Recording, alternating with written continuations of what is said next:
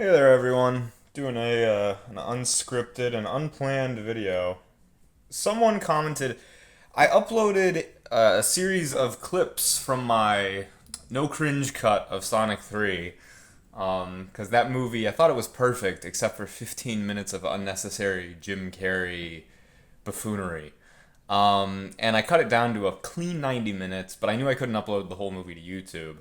By the way, if you're here for the Bionicles, apologies for the tangent to kick us off, but I extracted clips from that movie for YouTube upload purposes because I knew I couldn't upload the entire movie, my cut of it, just to share with fans as a non-profit endeavor. Yeah, that would get copyright struck pretty hard. So, as I was uploading clips though, someone commented and they went, "Wasn't this a Bionicle channel?" And I thought, you know what? Yeah, way back in the day it was, like a decade ago. When I still lived at the family home, when I was still in school. But it doesn't change the fact that I have kept, much like Andy in Toy Story 3, I have kept, a token of my childhood. So there are, and by a token I mean much more, but at least as far as Bionicles are concerned, most of them are still back at base or sold off or whatever, but I have a couple on hand that are just too good to let go of. So first off, let's dive in. Oh, ooh. This is what I get for not uploading for like a decade. I don't remember how to do YouTube videos, and I don't have a tripod anymore, so bear with me with this bungee cord I'm using to jury rig my phone into the air. Anyway, we've got this little fella. I'm not even gonna adjust the zoom because I'm afraid to destabilize the camera. No, I'll do it once I get these lit up. If you remember these are the Toa Ignica swords, which I still have. Anyway, so this guy is basically my souped up version of the Golden Tahu that came out in the Stars wave. We all know that wave was a sad little whimper, but it's nice. It's a symbolic gesture, is what it is, right? Lego didn't want to finance it. As far as I know, it was really just the brand's supervisors and directors and leaders who pushed to make it happen for the fans. One last round of collectible parts before we moved on to Hero Factory schlock. So, yeah. Anyways, my little guy is the only little MOC that I still care about and have any pride and joy in. You can imagine against the sunlight, he looks absolutely gorgeous. Yeah, tons of translucent green. The two Ignica swords, all of the Golden Tahu stuff. And these legs, which they look very cool. Sadly, because I saw the design once online and I thought, well, how do I replicate that at home? Sadly, not very stable because they're all connected with one pin, one Technic pin, with no reinforcement. So by my standards, my personal standards, I don't consider this guy to be good simply because he's too fragile in that way. I try to design, when it comes to standard Legos and Bionicles and whatnot, I try to design to actual Lego standards in terms of durability, which is why this guy exists. Now he's the, let me adjust the focus because I did try for you guys. I did.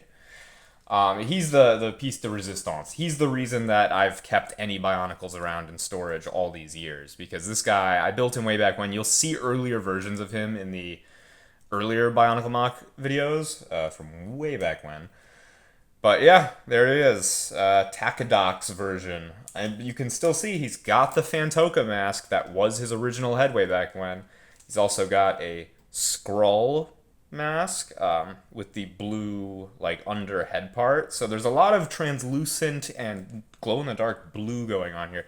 You even have the blue faded Von Nebula armor from the only Hero Factory set I ever bought because it was basically the last Bionicle, symbolically speaking. So yeah, you can see he's super buff. He's got a bazillion layers. He's barely got feet because they're just boxed in with like How to Train Your Dragon style proportion to armor, like extra fat and thick. He's basically what's his face's dad, the main character's dad is the vibe I'm going for. Although for what it's worth, I only just saw How to Train Your Dragon for the first time like the other day, so I'm like a decade and a half late to the party.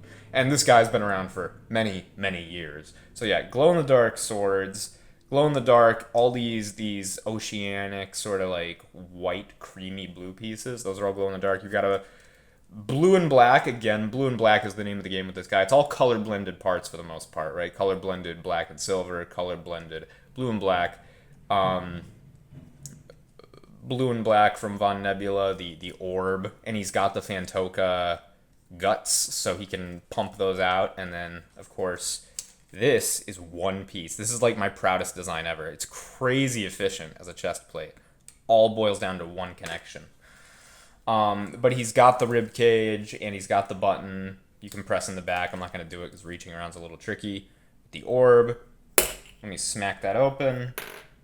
And sorry for doing it off cam, guys, but you can see inside. He's got the Fantoka orb with the little chewy Fantoka leeches.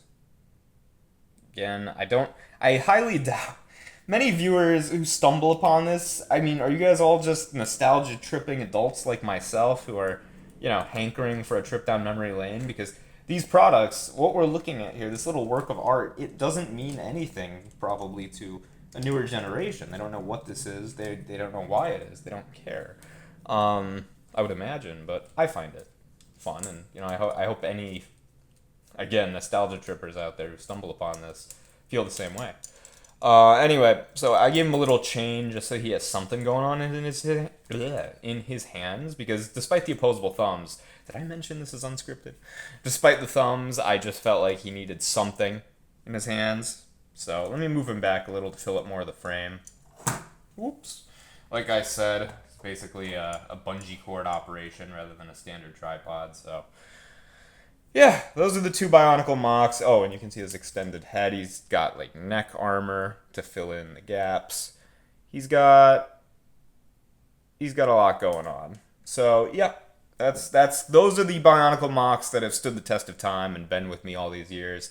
Just wanted to take a quick, and I've tinkered with this guy, adding a piece, taking away a piece here and there for many years. As you can see, again, he's remained similar to his original form. I've just lengthened his arms, bulked him up just a touch more, added the glow-in-the-dark stuff. I've done little modifications, but the core of his build has remained the same. The leg structure, the chest in its entirety. Yeah.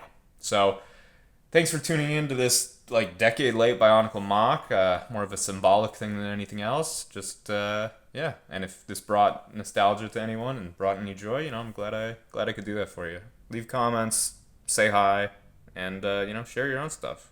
Cheers.